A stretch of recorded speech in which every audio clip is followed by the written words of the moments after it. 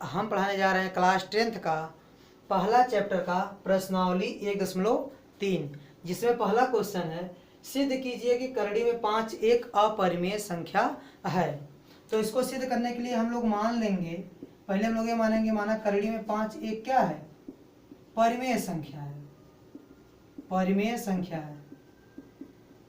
हमको सिद्ध करना करड़ी 5 अपरिमेय संख्या, तो पहले हम लोग ये मान लेंगे कि करड़ी में 5 क्या है, परिमेय संख्या है।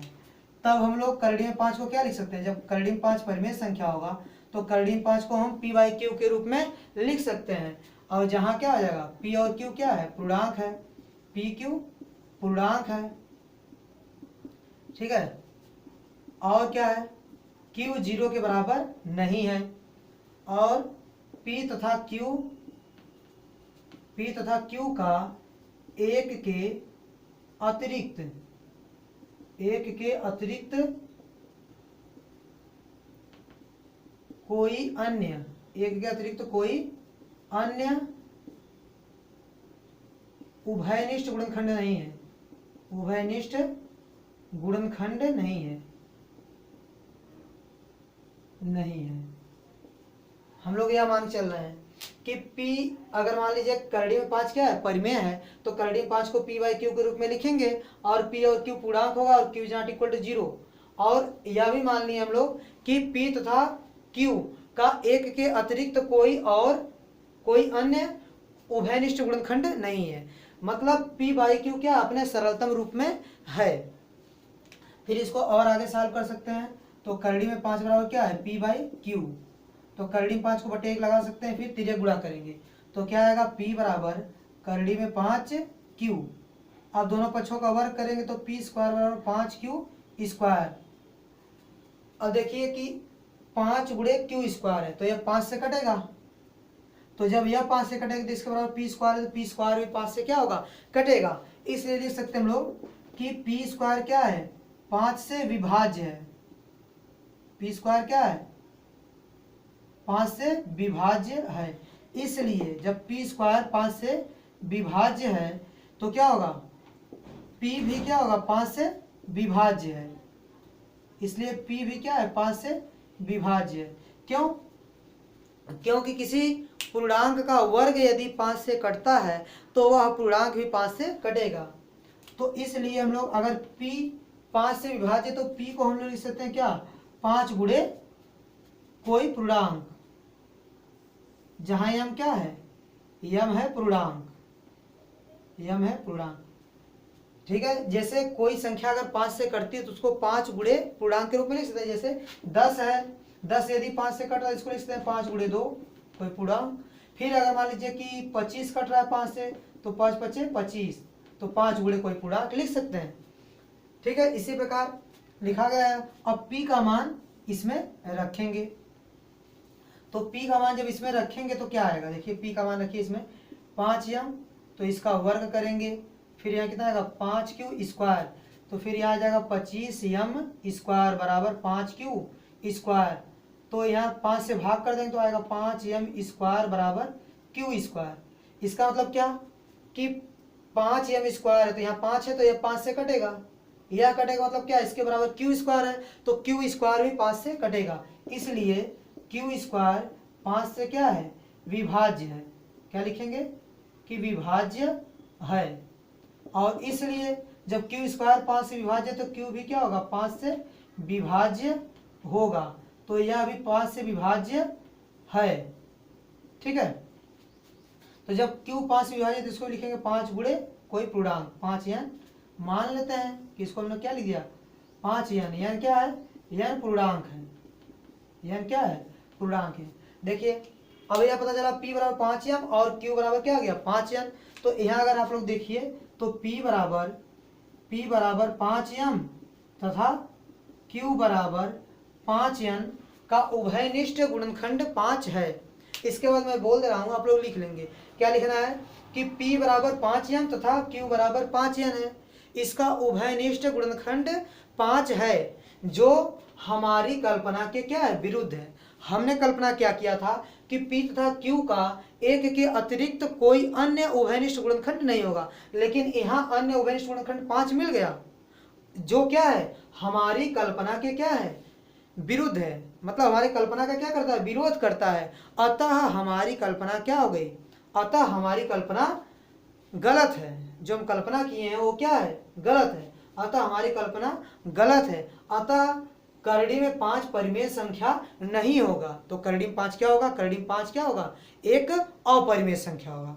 तो ऐसे लिख सकते हैं कि P बराबर 5m तथा Q बराबर 5n का उभयनिष्ठ गुणनखंड क्या है, 5 है, जो हमारी कल्पना का विरोध करता है, जो हमारी कल्पना का विरोध करता है। इसलिए करड़ी में 5 एक परिमेय संख्या न होकर अपरिमेय संख्या होगा। इसलिए करड़ी में 5 क्या होगा, परिमेय संख्या नहीं बल्कि क्या होगा, अपरिमेय संख्या होगा। इस तरह यह क्वेश्चन लग जाएगा।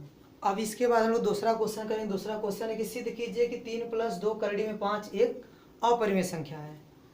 हम यह मानेंगे कि माना 3 + 2 करड़ी में 5 क्या है, परिमेय संख्या है। ये हम लोग मानते हैं परिमेय संख्या है, ठीक है।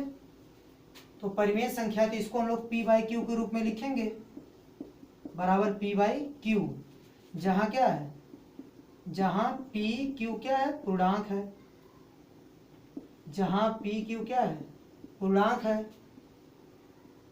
तथा क्या है, Q 0 के बराबर नहीं है। PQ क्या है, पूर्णांक है तथा Q 0 के बराबर नहीं है।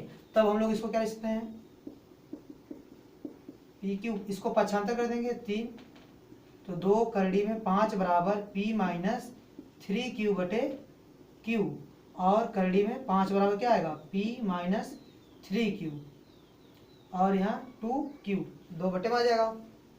तो देखिए P और Q पूर्णांक है, तो पूर्णांक का जब घटाएंगे एक पूर्णांक में दूसरा पूर्णांक, तो क्या मिलेगा, एक पूर्णांक मिलेगा, और हर में Q क्या है, पूर्णांक है, और इसमें 2 गुणा करेंगे तो A भी एक पूर्णांक मिलेगा, और Q 0 भी नहीं है, इसलिए इसका हर 0 नहीं होगा। तो अंश हर पूर्णांक है और हर 0 नहीं होगा, तो यह क्या होगा, यह एक परिमेय संख्या होगा।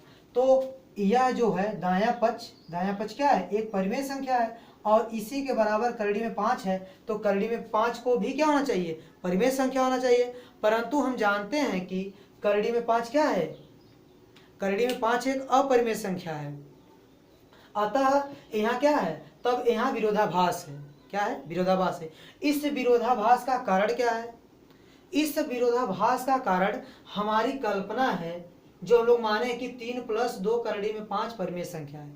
इस विरोधाभास का कारण हमारी कल्पना है कि 3 + 2 करड़ी में 5 परिमेय संख्या है। अतः हमारी कल्पना क्या है, गलत है। इसलिए 3 + 2 करड़ी में 5 क्या होगा, एक अपरिमेय संख्या होगा। अब क्वेश्चन नंबर 3 है कि सिद्ध कीजिए कि निम्नलिखित संख्याएं अपरिमेय हैं।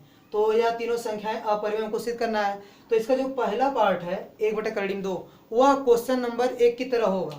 कैसे, जैसे बोला कि 1/2 क्या है, हमको सिद्ध करना कि अपरिमेय संख्या, तो लिखेंगे माना 1/2 क्या है, परिमेय संख्या है। यह मान लेंगे कि माना 1/2 क्या है, परिमेय संख्या है। तो जब परिमेय संख्या होगी तब क्या करेंगे हम लोग, इसको P/Q के रूप में लिख सकेंगे, जहां P और Q क्या है, पूर्णांक है, और Q ≠ 0, वो सब लिख देंगे जैसे पहले क्वेश्चन में लिखे हैं कि P/Q के रूप में लिख देंगे, जहां P और Q पूर्णांक है और Q ≠ 0। और एक चीज यहाँ लिखेंगे कि P और Q का उभयनिष्ठ गुणनखंड 1 के अतिरिक्त और कोई संख्या नहीं है, यह भी यहाँ लिख देंगे। फिर उसी तरह क्रॉस मल्टीप्लाई करेंगे यहाँ पर, तो Q बराबर आएगा करड़ी में 2P, फिर जब वर्ग करेंगे तो Q स्क्वायर क्या आएगा, 2P स्क्वायर।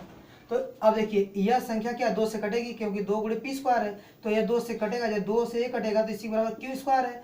तो क्या होगा, Q स्क्वायर भी क्या होगा, 2 से विभाज्य होगा, इसलिए Q स्क्वायर क्या है, 2 से विभाज्य है। क्या लिखेंगे यहाँ कि Q स्क्वायर क्या है, 2 से विभाज्य है, और जब Q स्क्वायर 2 से विभाज्य है तो Q भी क्या होगा, 2 से विभाज्य होगा। तो जब Q 2 से विभाज्य होगा तो Q को लिखेंगे 2 × यम लिख सकते हैं, जहां यम क्या है, पूर्णांक है, जहां यम है पूर्णांक। अब Q का मान इसमें रख देंगे, एकदम क्वेश्चन नंबर जो पहला था उसी की तरह होगा। अब Q यहाँ रखेंगे 2m स्क्वायर बराबर करड़ी में 2 का नहीं 2m का स्क्वायर Q इसमें रखेंगे, फिर 2P स्क्वायर, तो यहाँ आ जाएगा 4m स्क्वायर और फिर कितना 2p स्क्वायर, 2 से काटेंगे इसको तो 2 दूनी 4, ये आएगा 2m स्क्वायर बराबर p स्क्वायर। तो अब हम लोग देखेंगे कि p स्क्वायर बराबर क्या आ गया 2m स्क्वायर, तो यह 2 से कट रहा है, तो जब यह 2 से कट रहा है तो इसी बराबर p स्क्वायर है, तो p स्क्वायर भी 2 से विभाज्य होगा, इसलिए हम लोग लिख सकते हैं क्या कि p स्क्वायर 2 से क्या है विभाज्य है। p स्क्वायर क्या है 2 से विभाज्य है, जब p स्क्वायर 2 से विभाज्य होगा तो p भी क्या होगा 2 से विभाज्य होगा, और जब p 2 से विभाज्य होगा तो p को लिखेंगे 2 गुणे n, लिख सकते हैं 2n के रूप में, जहां n क्या है n एक पूर्णांक है। अब देखिए अब q और p को देखिए, तो p और q का उभयनिष्ठ गुणनखंड कितना है 2, और हम मान के क्या चले थे ऊपर कि p और q का उभयनिष्ठ गुणनखंड 1 के अतिरिक्त तो कोई और संख्या नहीं होगी, और यहाँ गुणनखंड कितना आ गया उभयनिष्ठ गुणनखंड कितना आ गया 2। अतः हम जो माने थे, जो मैं माना था, जो कल्पना किया था, वह यह क्या कर रहा है, जो उभयनिष्ठ गुणनखंड 2 आ रहा है वह हमारी कल्पना का क्या कर रहा है विरोध कर रहा है। अतः हमारी कल्पना क्या थी गलत थी, इसलिए जो हम लोग 1/2 को परिमेय संख्या माने थे वो गलत था। 1/2 परिमेय संख्या नहीं होगी, बल्कि क्या होगी अपरिमेय संख्या होगी। 1/2 क्या होगी अपरिमेय संख्या होगी। इसके बाद दूसरा क्वेश्चन देखिए कि हमको सिद्ध करना है 7/5 अपरिमेय संख्या है, तो हम पहले ही मान लेंगे कि 7/5 क्या है परिमेय संख्या है। तो जब 7/5 परिमेय संख्या होगी तो इसको हम लोग p/q के रूप में लिख सकते हैं, जहां p और q पूर्णांक है और q is not equal to 0, ये सब यहाँ लिख देंगे। ठीक है, तो अब लिख सकते हैं, तो यहाँ से देखिए करड़ी में 5 बराबर p/7 को बटे भेज दिए 7q, और p और q पूर्णांक है तो q गुणा जब 7 में होगा तो यह भी एक पूर्णांक आएगा, और q 0 भी नहीं है, जब q 0 नहीं है तो 7q 0 नहीं होगा, मतलब ए अंश और हर पूर्णांक है और हर 0 नहीं है, इसलिए क्या हो गया परिमेय संख्या हो गया। और जब ये परिमेय संख्या हो गया इसके बराबर क्या करड़ी 5, तो करड़ी 5 को भी क्या होना चाहिए परिमेय संख्या हो गया, परंतु हम जानते हैं कि करड़ी 5 क्या है अपरिमेय संख्या है, तो यहाँ क्या है यहाँ विरोधाभास है, यहाँ क्या है विरोधाभास है। तो इस विरोधाभास का कारण क्या है, इस विरोधाभास का मेन कारण है कि हम लोग 7/5 को परिमेय संख्या माने हैं, इसलिए 7/5 परिमेय संख्या नहीं होगी बल्कि अपरिमेय संख्या होगी। अतः सिद्ध हो गया कि 7/5 क्या है अपरिमेय संख्या है। इसके बाद तीसरा भी इसी प्रकार हो जाएगा। देखिए जैसे हमको सिद्ध करना है कि 6 + 2 अपरिमेय संख्या है, तो पहले हम लोग मान लेंगे कि माना 6 + 2 परिमेय संख्या है, तो जब परिमेय संख्या होगी तो इसको हम लोग p/q के रूप में लिख सकते हैं, जहां p और q दोनों क्या है पूर्णांक है और q is not equal to 0 है। तब देखिए करड़ी में 2 बराबर p/q माइनस 6, पक्षांतर कर दें करड़ी में 2 बराबर p माइनस 6q/q, तो देखिए p पूर्णांक है q पूर्णांक है और 6 गुणा करेंगे तब पर भी एक पूर्णांक आएगा, q पूर्णांक है और q 6 गुणा करेंगे तो भी एक पूर्णांक आएगा, और पूर्णांक में से पूर्णांक घटाएंगे तब पर भी पूर्णांक आएगा, तो अंश एक पूर्णांक आ जाएगा और हर भी एक पूर्णांक है और q is not equal to 0, तो ये पता चल गया अंश है पूर्णांक हर 0 नहीं, तो क्या हो गया परिमेय संख्या है, और ये परिमेय संख्या है तो इसके बराबर करड़ी में 2 है, तो करड़ी में 2 को भी परिमेय संख्या होना चाहिए, परंतु हम जानते हैं कि करड़ी में 2 क्या है अपरिमेय संख्या है, तो यहाँ क्या है यहाँ भी विरोधाभास है। तो यहाँ विरोधाभास है तो इसका मेन कारण क्या है, इसका मेन कारण यह है कि हम लोग 6 + करड़ी में 2 को क्या माने परिमेय संख्या माने, अतः 6 + करड़ी में 2 परिमेय संख्या नहीं होगी बल्कि 6 + करड़ी में 2 अपरिमेय संख्या होगी, इसलिए 6 + करड़ी में 2 क्या है अपरिमेय संख्या है। इस तरह सिद्ध हो गया।